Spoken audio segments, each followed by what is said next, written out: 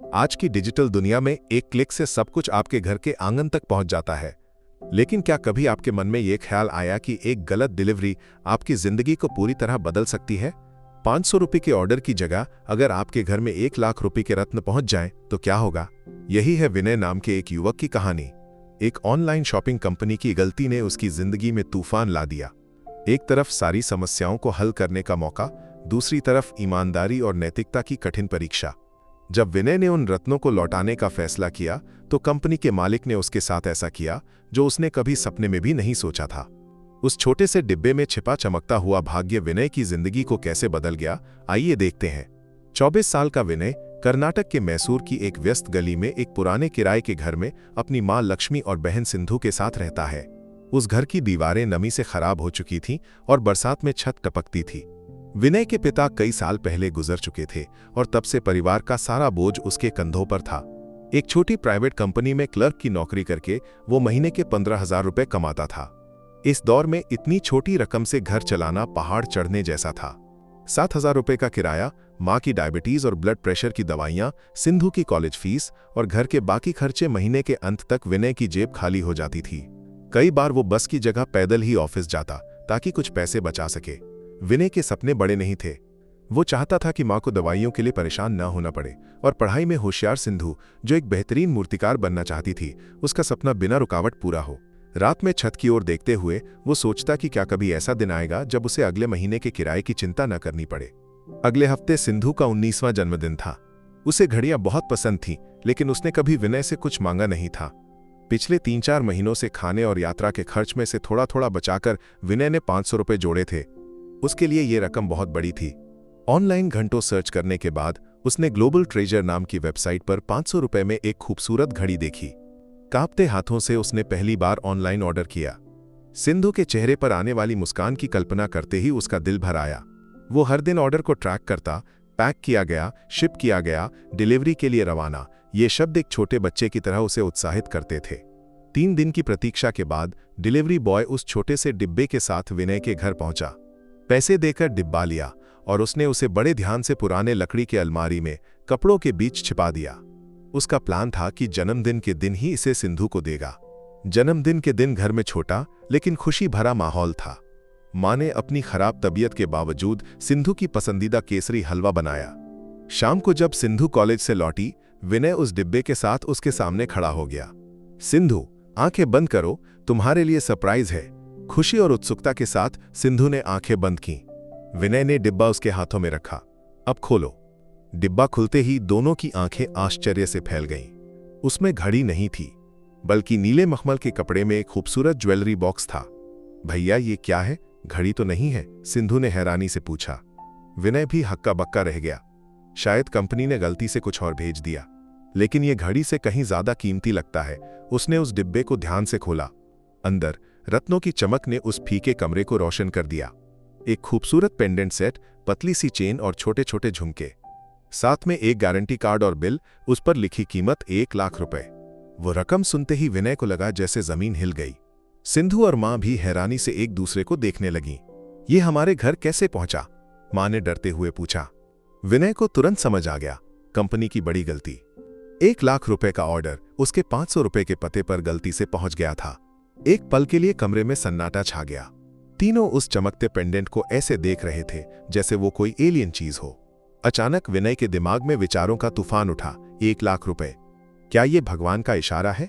हमारी गरीबी खत्म करने का मौका। इन पैसों से मां का बेहतर अस्पताल में इलाज हो सकता है, सिंधु को अच्छे कॉलेज में दाखिला मिल सकता है, इस नम किराए के घर को छोड़कर एक छोटा फ्लैट खरीदा जा सकता है। किसे पता चलेगा? कंपनी सोचेगी पार्सल रास्ते में खो गया। ये भाग्य है जो खुद हमारे दरवाजे पर आया है। लालच का जहरीला सांप उसकी अंतरात्मा को डसने लगा। लेकिन मां ने, एक मां के दिल से, विनय के मन की उथल पुथल पढ़ ली। बेटा, उन्होंने उसका हाथ पकड़कर कहा, मुझे पता है तुम्हारे मन में क्या चल रहा है, लेकिन एक बात हमेशा याद रखना। तुम्हारे पिता हमेशा कहते थे, जो हमारा हक नहीं वो हमें सुख या शांति नहीं दे सकता। ये किसी और की अमानत है बेटा। अमानत में खयानत करना सबसे बड़ा पाप है। हम गरीब हो सकते हैं लेकिन बेईमान नहीं। मां के शब्दों ने विनय के मन के तूफान को शांत कर दिया। उसे अपनी सोच की गलती समझ आई।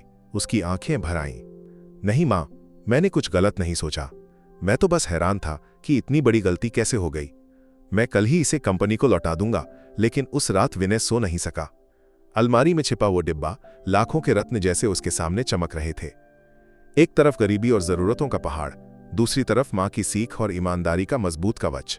ये जंग आसान नहीं थी। अगली सुबह विनय के मन में कोई शक नहीं बचा। उसने पक्का फैसला कर लिया, वो मां और बहन के सामने सिर नहीं झुकाएगा, अपनी ईमानदारी नहीं बेचेगा। उसने ग्लोबल ट्रेजर कंपनी के बेंगलुरु के हेड ऑफिस का पता ढूंढ लिया। अपनी सबसे साफ शर्ट पहनकर उस कीमती डिब्बे को एक कपड़े के थैले में रखकर वो ऑफिस के लिए निकल पड़ा।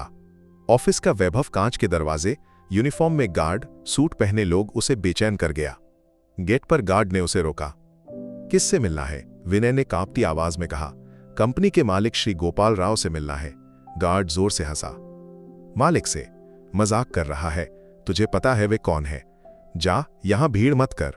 विनय ने जितनी कोशिश की, गार्ड ने उसे वापस भेज दिया। निराश होकर वो ऑफिस के बाहर फुटपाथ पर बैठ गया।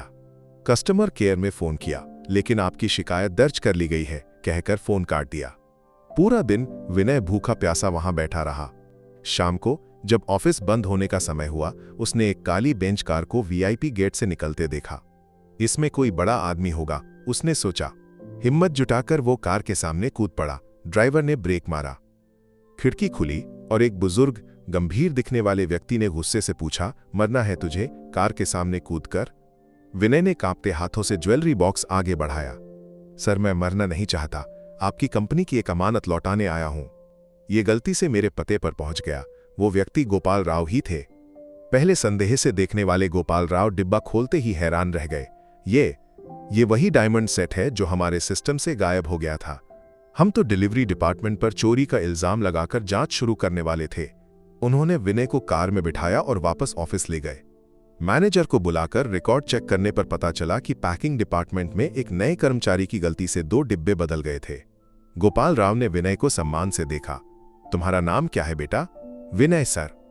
ढेर सारा धन और धोखा देख चुके गोपाल राव को यकीन नहीं हुआ कि आज के जमाने में इतना ईमानदार इंसान भी हो सकता है।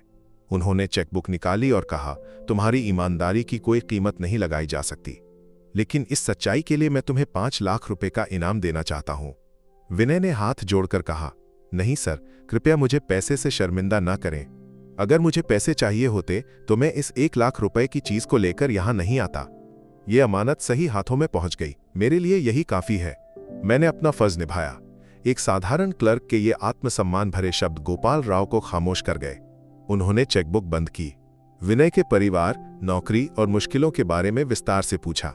उसकी पूरी कहानी सुनकर उनका दिल भर आया। वे कुछ देर आंखें बंद करके सोचने लगे, फिर मुस्कुराए। विनय, तुम कहते हो तुम एक क्लर्क हो, लेकिन तुम्हारी सोच, ईमानदारी और चरित्र किसी सीईओ से कम नहीं। जो 1 लाख रुपए के लालच को ठुकरा सकता है, उसे कोटियों का बिजनेस आसानी से सौंपा जा सकता है। उन्होंने मैनेजर को बुलाया। आज से विनय हमारी कंपनी में काम करेगा, क्लर्क के तौर पर नहीं, लॉजिस्टिक्स और डिलीवरी डिपार्टमेंट के हेड के तौर पर। उसे सुनिश्चित करना है कि अब कभी ऐसी गलती किसी के साथ ना हो। मैनेजर हैरान रह गया। विनय ने कहा, लेकिन सर, मुझे इस काम का कोई अनुभव नहीं है। गोपाल राव ने उसके कंधे पर हाथ रखा।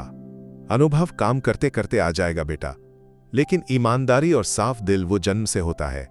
तुम्हारे पास वो अनमोल खजाना है जो दुनिया का कोई बिजनेस स्कूल नहीं सिखा सकता। वे यहीं नहीं रुके।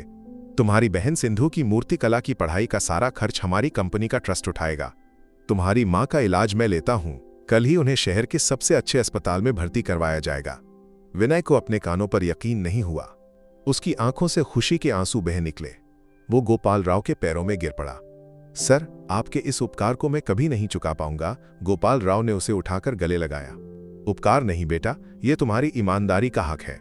तुमने न सिर्फ मेरे 1 लाख रुपए की चीज लौटाई, बल्कि इंसानियत में मेरा खोया हुआ भरोसा भी वापस किया। यह दुनिया के किसी भी धन से ज्यादा कीमती है। उस दिन के बाद विनय की जिंदगी एक खूबसूरत सपने जैसी हो गई। नई जिम्मेदारी को उसने पूरी लगन और ईमानदारी से निभाया। कुछ सालों में वो कंपनी का सबसे भरोसेमंद कर्मचारी बन गया। सिंधु एक मशहूर मूर्तिकार बनी। मां अच्छे इलाज से स्वस्थ हो गई। विनय ने अपने परिवार को वो सुख दिया जिसका उन्होंने कभी सपना भी नहीं देखा था। दोस्तों, आपके सामने विनय की ये कहानी एक सबक है। ईमानदारी का रास्ता आसान नहीं होता, लेकिन ये आपको एक ऐसे मुकाम तक ले जाता है जो धन और शोहरत से भी बड़ा है, आत्मसम्मान और मन की शांति का मुकाम। अगर विनय की ये ईमानदारी आपके दिल को छू गई तो इस कहानी को अपने दोस्तों के साथ शेयर करें। हमें अपनी राय बताएं। अगर आपके सामने ऐसा मौका आए तो आप क्या करेंगे?